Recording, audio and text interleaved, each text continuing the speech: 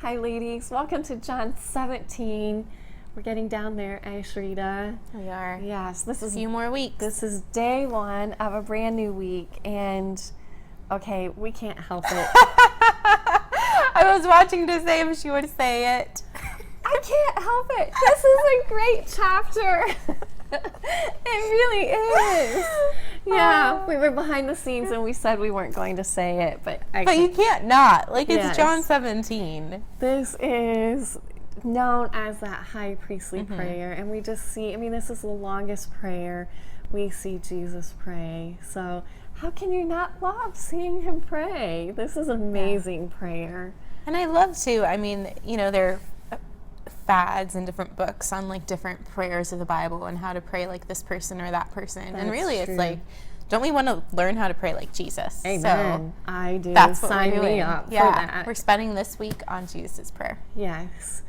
So, Ashrita, we're a little conflicted on how to approach today. Yeah, so with this week, we're every week before we start filming, we talk about, how do we want to approach, what do we want to talk about? And one of the things that I was thinking, we're getting close to the end of the study, and I think we've done a good job of going through the basic steps of observe, interpret, apply. Yes. And even the last few weeks, we've been talking about, what do you do when you don't have a lot of time? Just observe one thing, interpret one thing, apply one thing. But what about when you have more time? That's right. Yeah. And that's why I felt torn, because I kind of want to delve into some of maybe the deeper or more advanced ways of studying scripture, but I don't want to do it to the exclusion of those who still feel like I only have time for that one thing each day, because that was me 2 days last week. It was like 2 days I did the deep stuff, and then 2 days I was like, I got time for one thing. I like that though, and because don't you think there's a part, it's always good to strive to do a little bit more, like yes, do that one thing, but I don't know, maybe strive is a bad word. Reach Reach for something. Yeah, but because there's so much in here, and the more we do put into it, the more understanding, the more we're going to learn about who God is. And so, yeah, I like it. I like it. So what do you say about today we look at a keyword, and as you're reading, I say this every week, but there's so much in here, there's no way that we can exhaust it in a short video. So one of the things that I wanted us to look at is the word glorify. As you're reading this text, I couldn't help but notice there's a lot of glorifying going on here. Yes, and so how do we know what that means? Because that's not a word that I use on a daily basis. Right. Yeah, so how would you go about looking that up? Yeah. Yes. So if you're part of My One Thing Alone, we do have video tutorials on this. You can check the archives for that.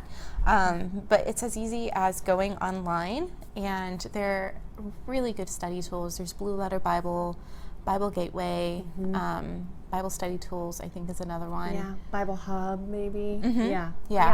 And also apps. I'm actually working on a blog post that will have like the apps I use when I study scripture. Good. So there are apps Okay. that you can use as well.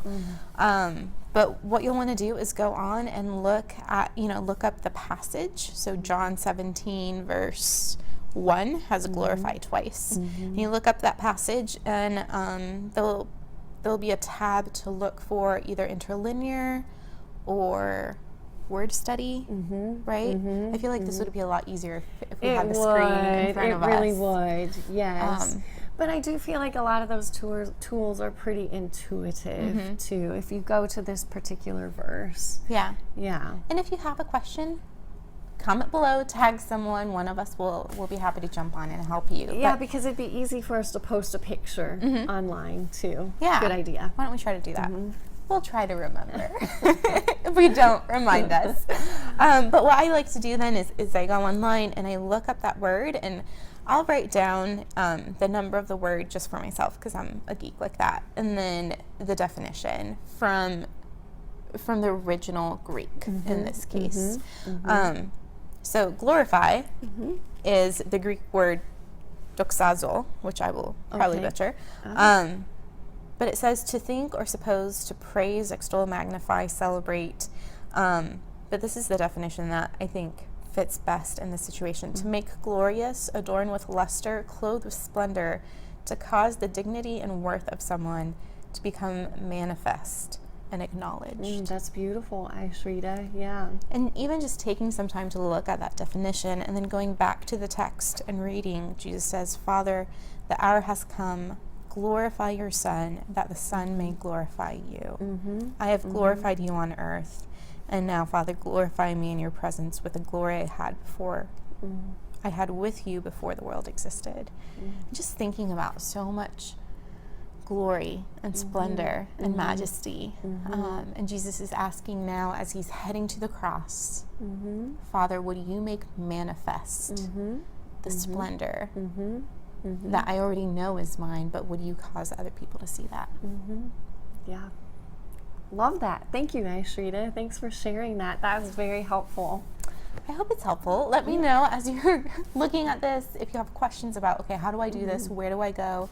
Let us know. We want this to be an experience that helps equip you in studying Scripture, and when you can take that next step to do a word study, to be able to do it. Yeah, because it's so rich and so satisfying. Like, that is something to chew on for a little to while. think about, for sure. Yeah.